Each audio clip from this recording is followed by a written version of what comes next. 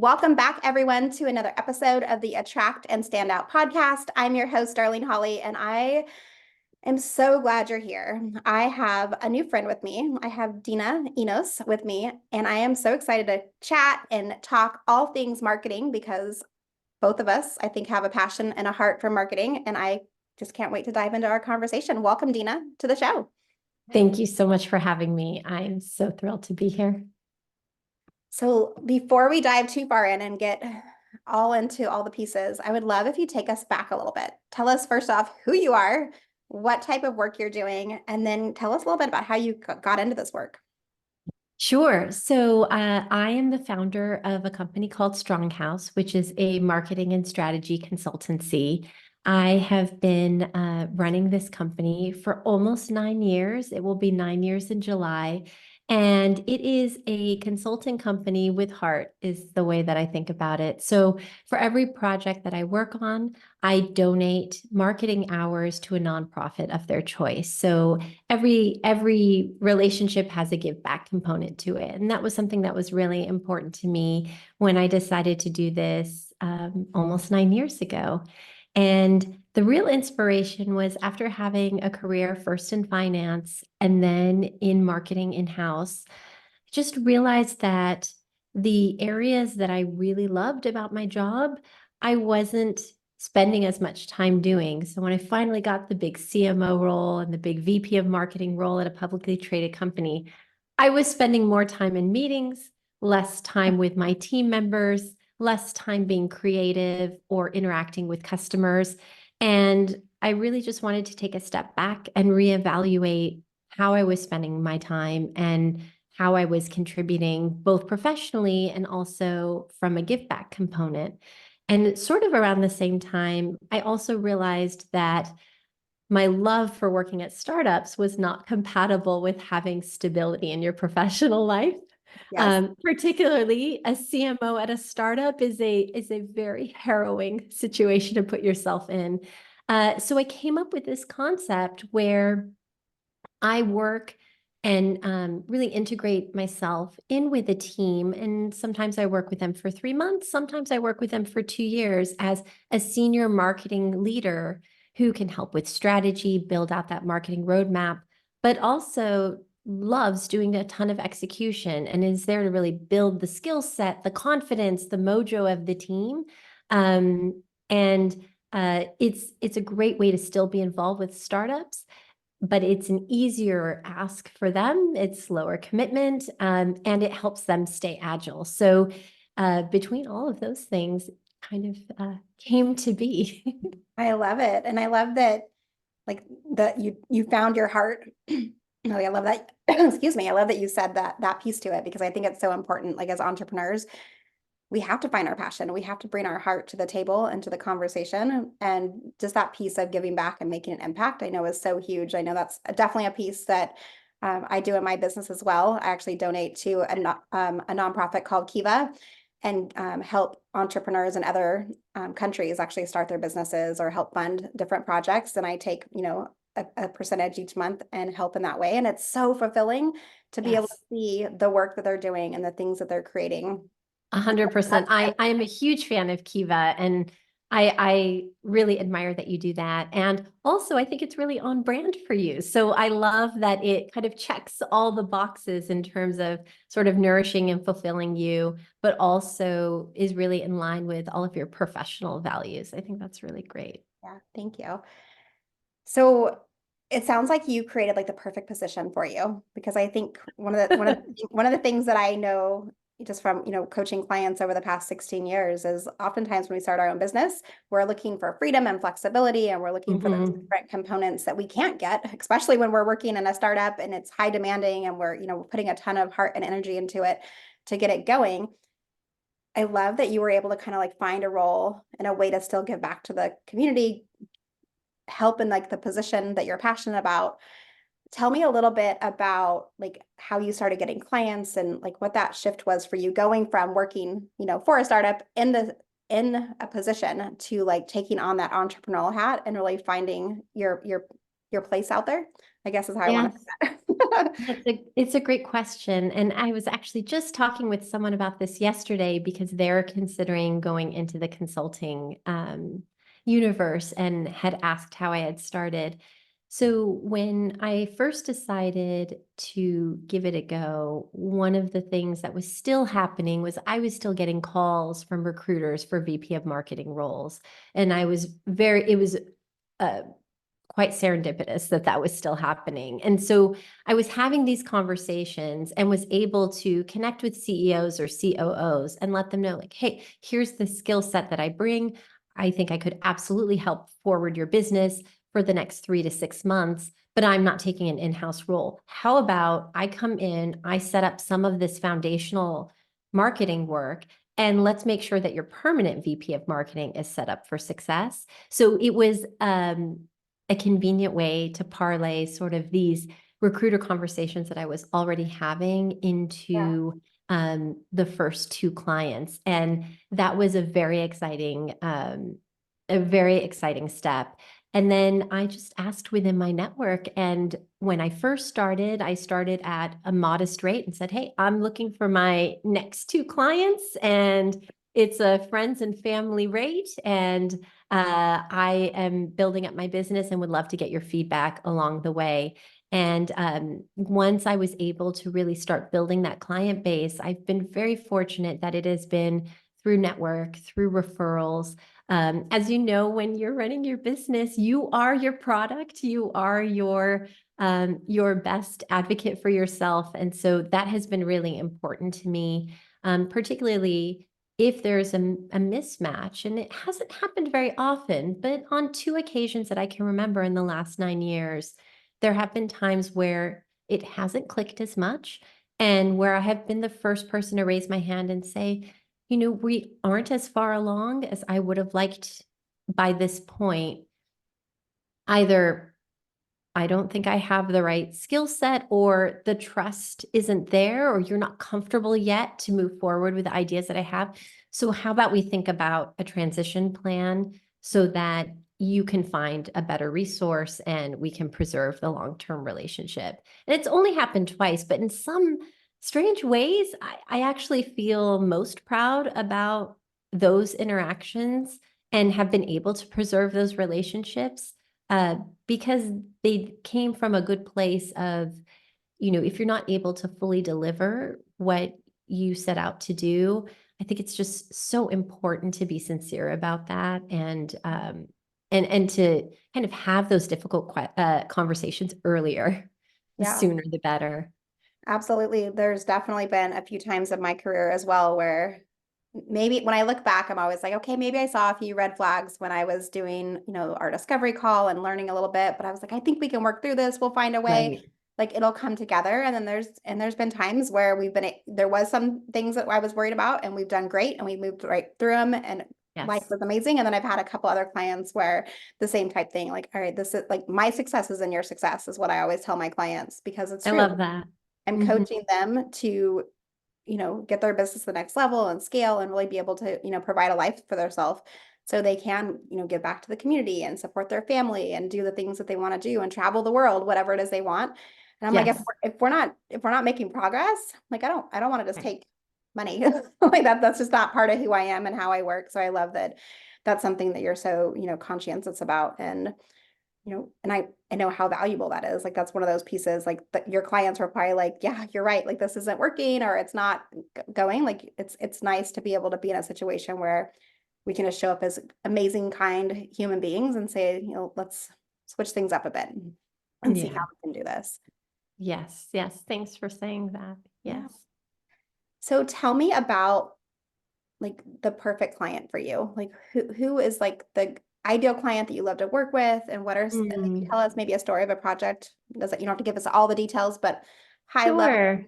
tell me about one of your clients and Sure. how you've really I supported just them. started a wonderful client this past month, and it's a really interesting organization. So it's a mission-driven organization, for profit, but mission-driven, heart in the right place, partners with nonprofits, and it's a really smart, wonderful team, great skill set. But what I have been sharing with the team is that I feel that they all have been discouraged in recent months. The predecessor to me had recently left, and that's always difficult for a team to experience. And the team is also very worn out, very burnt out. And what has been really fun is kind of coming in as a burst of positivity and really like encouraging them to first like write down everything they do all week and pick 5 things that they're not going to do anymore so that they can have space. I keep saying, like, I want space in your big, beautiful brains to like think of new ideas and like figure out what you're going to test and what you're going to try new. Because this client in particular, and I guess is an example of an ideal client for me, could be a client that has had lots of growth and then it's stalled. And so they need that catalyst again. And this happens to some of the most successful organizations where what used to work just doesn't work as well or doesn't work at all. And it's difficult to take the right risks and preserve parts of the business that are working while you're trying to figure out what's going to work moving forward. And particularly for advertisers and companies now, the game has just changed so much on Facebook with privacy. People are going back to search, just how people consume and trust content and buy things. It just has changed so much, especially in the last 5 years. And that can mean that your star performing ad and acquisition channel from 4 years ago is completely stale. Yeah. But it's so hard to break out of what you're doing day to day. And it's scary for a COO or a CEO to encourage that when there's a gap in terms of departmental leadership. So it's been so exciting so far because we identified a few small areas to test. We got some great early wins, and I can see that it's inspiring them to do more and that they're ready to be bolder, and that we have started to get some of that trust from leadership and from the other departments. But it's definitely a journey. And I kind of think of myself as like the cruise director of like, the first dock, what we need to do at the first port is like, we need to build the vision, and then we need to earn trust, and then we need to bite off bigger pieces so that we can make a bigger impact to the organization. So I would say either a company that is stale in their growth, or a company that still hasn't found that product market fit. So those would be those early startups. They're still figuring out their pricing, still figuring out what their product package should look like, how they characterize their product, who they're talking to, who they're trying to sell to. Some of those early decisions can be really difficult and but a lot of fun to pursue. Yeah, absolutely. I love that you mentioned like how the market has changed so much, especially in marketing over the past 5 years, because we've seen a lot. So Yes. especially like even before the pandemic, like things were starting to shift, things were changing, and then it definitely changed a lot when the pandemic actually hit. And I see so many clients that struggle with like the pivot piece of it. Right. Like they're like, I have this marketing plan, it's in place. I'm doing all these things. Like they've got what they feel like, okay, all the cylinders are running, things are doing great. Right. I'm curious, how do you deal with your clients? Because I know this is something that I work with my clients a lot on too, is like getting them to shift when the market, like as they're noticing things are changing. Sometimes we get like like we're what's the word I want? Like creatures of habit. We just Absolutely. we like, this is what I do and this is what I know, and I do these things, whether it's putting ourselves on podcasts. Maybe somebody is pitching themselves on podcasts, and all of a sudden they're like, I'm just doing it because it's what I've always done, but they haven't Right. taken a chance to look at like the numbers, or how is it actually moving their business forward? Is it working? Like what are those different pieces, and whatever marketing strategy it is. I'm curious, like what's some of the things that you do with your clients to help really assess, like, how do we pivot here? How do we notice the shift in the market, and how do we not stay stagnant and actually, propel ourselves forward by making some changes? Yeah, absolutely. So I think the most important piece is either to the marketing team on the ground who's executing the work, or to the leadership who needs to ultimately give you the green light before you can pursue something. is that you don't want to say that everything needs to change at once. Because number one, that's a huge risk. Number two, it's discouraging and debilitating. And number three, it kind of leaves you feeling like there's nowhere to go except something completely different. And that really puts people out of their comfort zones. And when they're out of their comfort zones, they're not going to perform at their best. So instead, what I encourage is let's divide all your channels up or all of your marketing strategies up into three categories: high performer, medium performer, and low performer.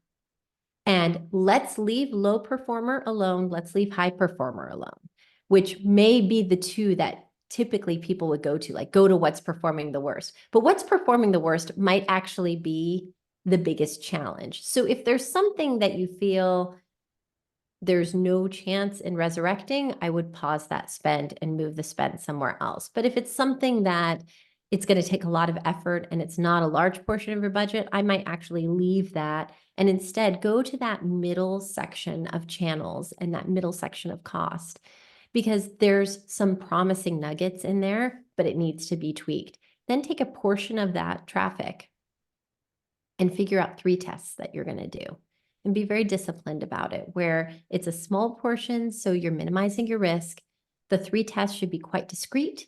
They should be very different. And this is a fun time in ad creation because you can see what other people have. You can look at the meta ad library. You can spend some time on TikTok or YouTube and see what else is out there. And I love to get inspired by brands that are completely different than the industry that I'm in, and then take screenshots of them and think, okay, what is it that I like about this ad or this messaging? Why did this resonate with me? Now, how can we bring it to this industry? And then just start testing. Then people don't realize how big of a jump they've made or how much of a pivot they've made, because the ends, basically the side pieces of the sandwich, are still intact and you're just tackling what's on the inside. So there's still a great sense of stability, even though you're actually trying more different things than you have in the last 6 months. Yeah, that's great. I love that you mentioned looking at other industries, because Yeah, this is like one of the biggest conversations I feel like I have with clients is I'll have clients come in and we'll start looking at like what they're doing and they're like, oh, I've been following this person. And then I'm like, and they're like, I don't know why my brand's not standing out, why it doesn't look different. I'm like, it's because you pretty much copied their brand right. with like what your pieces are. And I think we all have a moment where like, okay, these people are doing such a great job. Let's like see if I can replicate what we're doing. Of But when we're course. following somebody who's so close to the same industry as us, I'm like, we look like vanilla ice cream. Like it's all blended in, it's all the same. There's no like mocha True. almond fudge. We're not mixing it up a bit. And so I love that you mentioned that piece, because I always tell my clients, like, find an industry that's totally different, 100% different than what Yes, yours is, and watch what they're doing. And then like you can pull over pieces and apply it to your brand. absolutely. So I love that that's something that you were talking about, because I don't hear everybody talk about that. Like a lot of people are like, oh, like let's watch, somebody who's in my industry, see what they're doing. And they try to, implement all the things. And all of a sudden you're like, all right, it looks like they're doing so amazing on social media, or their website looks like it's killing it. And then they're like, why am I not getting any business? And I'm like, well, first off, you don't even know if they're getting business. Just because they have 100 Right. doesn't even mean that they have any clients coming in their business. Like I know I've worked behind the scenes in quite a few very large businesses over the years. And I've always been shocked. I'm like, they might look like they made a lot of money, or maybe they made $1 million, but they spent 999,000 of it on marketing Right. To dollars. get And it. so they didn't actually Exactly. make any money. So be careful That's who you're right. following in that piece. But I think it's so brilliant when we can, stay in our lane, kind of have our blinders on for the other I don't even really think it's competition, but other people who are doing the same type of thing as we are, but then like Yes. take glimpses and glances of other types of industries and like just like make a really cool, unique piece of it for yourself to market your Yeah. business. So that's definitely a great. Absolutely. I think about the brands that I go back to time and time again in my daily life. And some of these are not glamorous brands, but there's something about them that really makes a difference. Like Trader Joe's, the simplicity of when you're in the peanut butter aisle, there's crunchy, there's smooth, and there's sugar free. And that's it. There aren't multiple brands. There aren't more choices than that. And that has worked for them. And customers know when they go to Trader Joe's, that's what they're getting in the Yeah. peanut butter aisle or in any other aisle for that matter, right? And that the simplicity of that experience really works. Yeah. Or great customer service. I always think about American Express. I think about that brand and how I feel like that credit card always has my back. What an amazing um, success story to hear, a customer say, if anybody tries to charge something, if I lose my card, I know that it's going to be resolved within 20 minutes.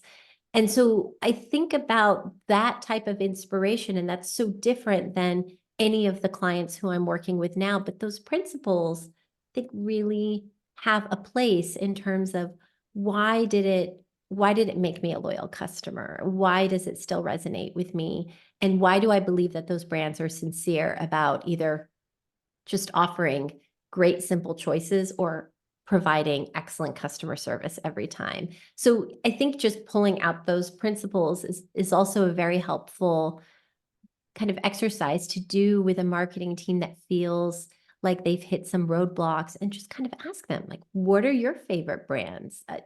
What is the last great thing that you bought that you absolutely love and want to evangelize? And it's really fun to hear people's answers because it's such a wide variety. It's like, my gaming chair, it's a mascara that they bought, it's, a dog collar for their dog that is super soft on the inside and has a built-in chip or something like that. So, it's such a fun way to sort of get that creative process going. And then you can drill down into the principles of, so what did that brand do to help you understand those competitive advantages or those key value propositions? And now what can we do for our customers? What are we not telling them? What have we forgotten to say in a while? Mhm. It's a great way to start the conversation. Yeah. That's great. And I was doing a workshop a couple of days ago with a team, and we were talking about personal branding, and we were talking about like Mm, who are our favorite brands. And I was yes, and with the team specifically, like I was really working with them on identifying, like, even though you don't have your own business right now, like, you have a personal brand. Like, it's what are true. people saying about you? What are people thinking about you? And so we talked a lot about their favorite brands, and it was fun to see all the different names they put in the chat, and a couple of them called out some of the brands that they loved, and I'm like, they're all over the place, but they all had their different reasons and the connecting pieces.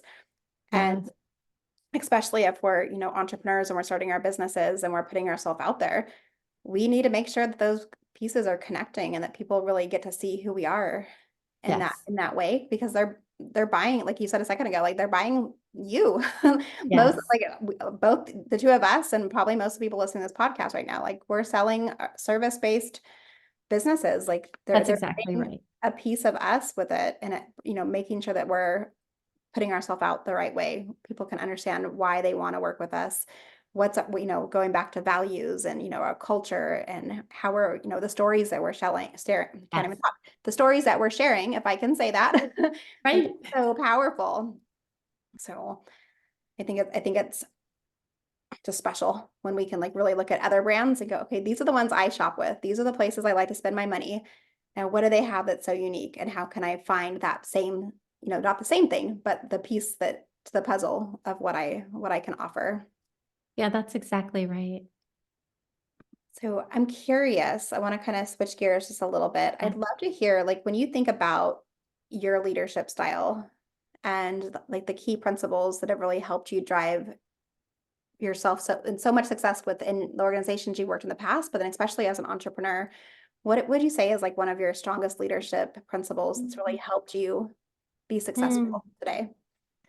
sure, I love that question. I've actually been reflecting on this the last 30 days because with the group of clients that I currently have right now, I have 11 direct reports. It's a lot of direct reports. And it's been a while since I've managed that many individuals Yeah.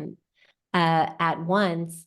And I love working with people. I'm definitely a people person, and it's such a rewarding part of the career is sort of helping ignite growth within individuals and helping them get wins and helping them build and grow their careers.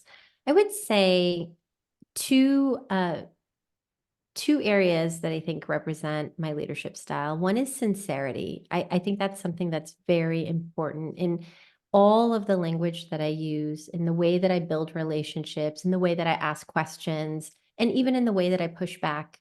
It's really important to me to be sincere and very transparent about everything that I'm doing, especially in the type of work that I do now. It's so important that I build trust really quickly and that each person who I'm working with at the company understands that I respect their skills and their role in the company, and that I would love to leverage it as much as possible and partner with them as much as possible.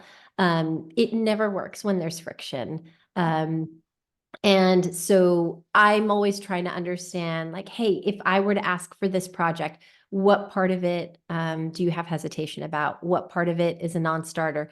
Great. Thanks for letting me know. We're going to take that out. We can do that in a future version. Like, I want you to feel as good about the project as me. And then the second piece, which I think came as a result of actually doing this type of work and having my own company, it's not something that I had the professional maturity to recognize as a strength when I was in-house, but it is synthesis.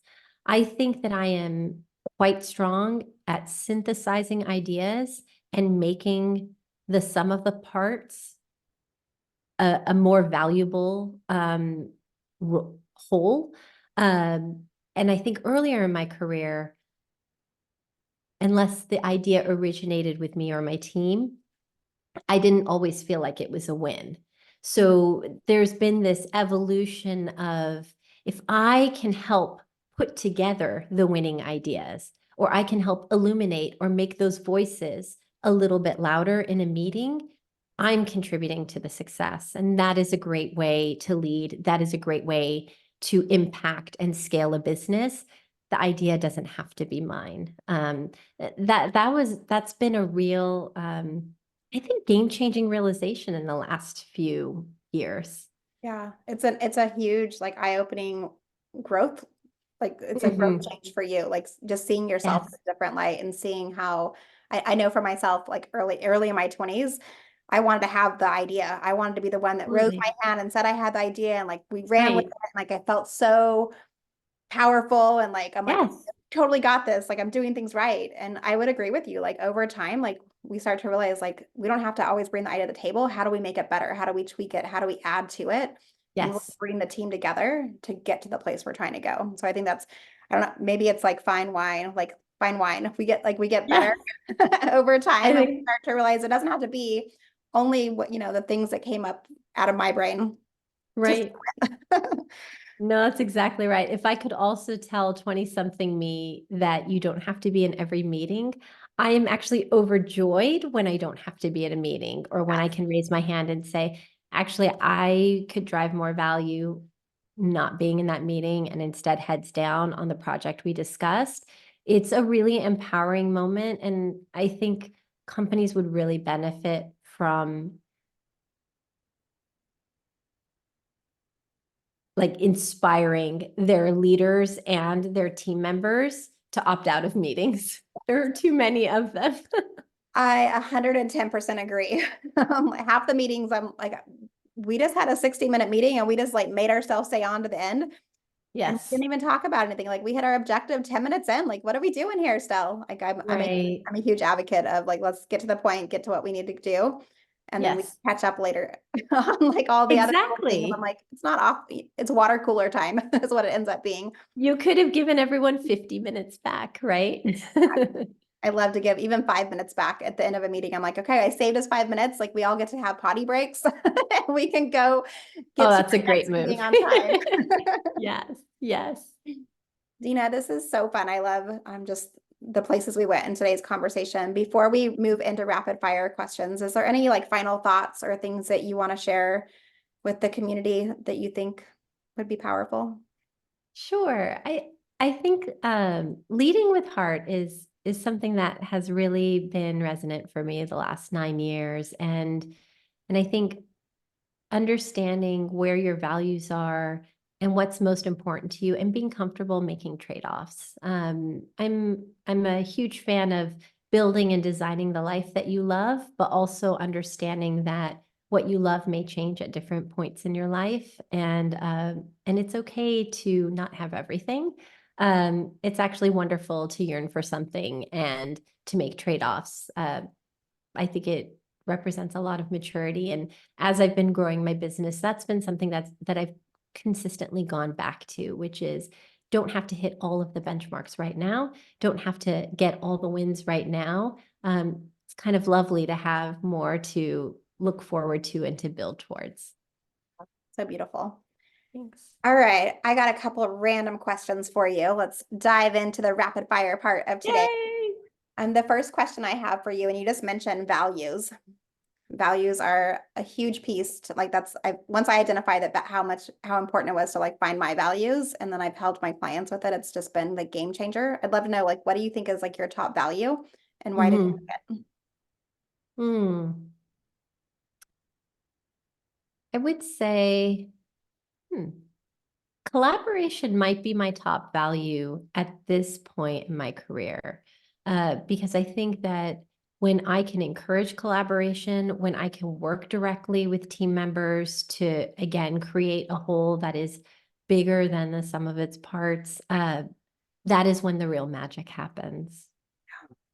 Yep, I would completely agree. It's so important, and it's one of those pieces where we can learn so much about ourselves too through that collaboration opportunity. We can see like Yeah. our strengths and our weaknesses, and like we can pull people in that will really balance us out. Yes, absolutely. So how do you reflect, recharge, rejuvenate? Like, what is your go-to things if you were just like, know you're at that overwhelm, exhaustion point in your day? Like, how do you take care of you? Yes. So it changes. Sometimes within the week it changes. Yeah. Definitely being active helps so much. So it can be running, cycling, yoga, weightlifting, all of those things help in different ways. I love listening to podcasts, which is why it's so exciting to be on this one. I am also a huge Disney person. This is something that has kind of come to full like peak mode in the last 2 years. I have two young daughters, but I honestly think I'm probably more of a Disney person than they are. So we've been to Disney World twice, and we have a third trip planned in January. So I listen to very wholesome Disney podcasts. That's sort of my happy place. And everyone in my family teases me about it. That's awesome. I have a few Yes. friends who would be up there with you when it comes to Disney. I love Yes. Disney and I like to go, but not quite as often as I feel like I should because I'm literally an hour away from it and I still don't get there.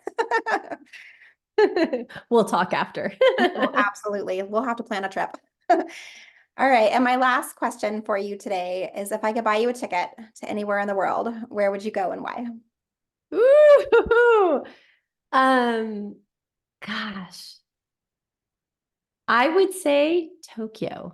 I have been really, Japan has always been on a bucket list for me. My family has talked about how interesting, beautiful, different the culture is.